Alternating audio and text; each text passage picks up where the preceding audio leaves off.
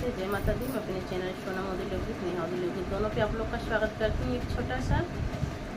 सुहाग गीत, बेटा सुहाग गीत है, सुहाग गीत है। आप लोग सुनिएगा, फुल वॉच करिएगा, कमेंट बॉक्स में जरूर बताइएगा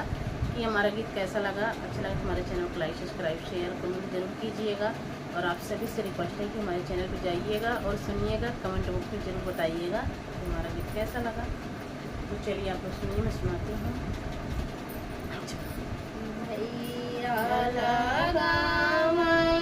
बारी फूलवारी जी बहिनी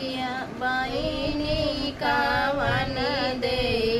करई रखवारी जी बहिनी कावन दे करई रखवारी जी भैया लगा बारी फूलवारी जी बहिनी करन दे करई रखवारी जी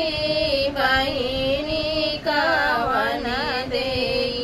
करई रखवारी जी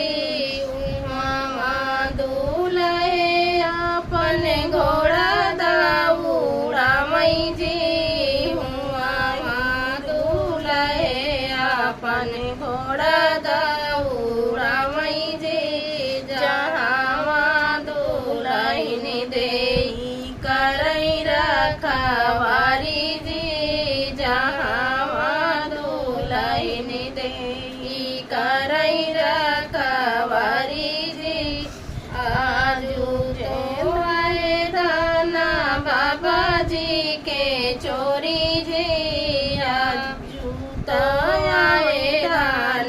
बाबा जी के चोरी जी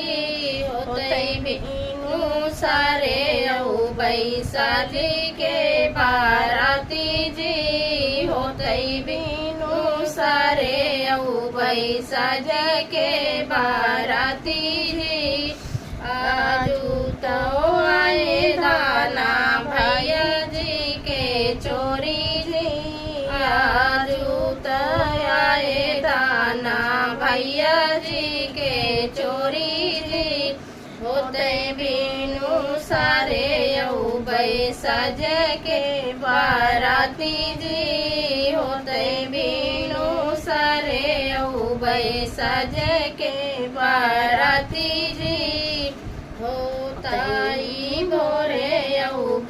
स्वामी साजी के बाराती जी होते बिनु सारे स्वामी आउत्या बाराती जी होते बिनु सारे स्वामी साजी के बाराती जी मोरे जोगे हरवा गढ़ाई आया जी मोरे जोगे हरवा गढ़ाई आया जी तोरे जोगे हरवा गढ़ाई ले बैठाना जी तोरे जोगे हरवा गढ़ाई ले बैठाना जी अपने बाबैया दहेजवा दिलायू जी अपने बाबा जी से दहेजवा दिलायू जी हमारा बाबैया स्वामी दुखिया गरीब जी हमारा बाबैया स्वामी दुखिया गरीब जी कहाँ पई है मोरे स्वामी इतना दहेज जी कहाँ पई है मोरे स्वामी इतना दहेज जी तोहरा बाबैया दाना दुखिया गरीब जी तोहरा बाबैया दाना दुखिया गरीब जी काहे बारा ढूढ़ई धाना तनाया मीर जी काहे धाना ढूढ़ई बारा तनाया मीर जी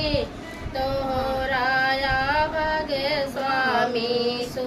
हमारा सुहाग जी तोहराया भाग स्वामी हमारा सुहाग जी जौन बार पाए स्वामी तनाया मीर जी जौन बार पाए स्वामी तनाया मीर जी साजी के बाराते लाई आया मोरे स्वामी जी साजी के बाराते लाई आया मोरे स्वामी जी हम का भी यही लाई चल मोरे स्वामी जी हम का भी यही लाई चल मोरे स्वामी जी रानी ना बनैया स्वामी बनबै रानी जी रानी ना बनैया स्वामी बनबै रानी जी हम भारी लेबै स्वामी तोरे घरे पानी जी हम भारी लेबै स्वामी तोरे घरे पानी जी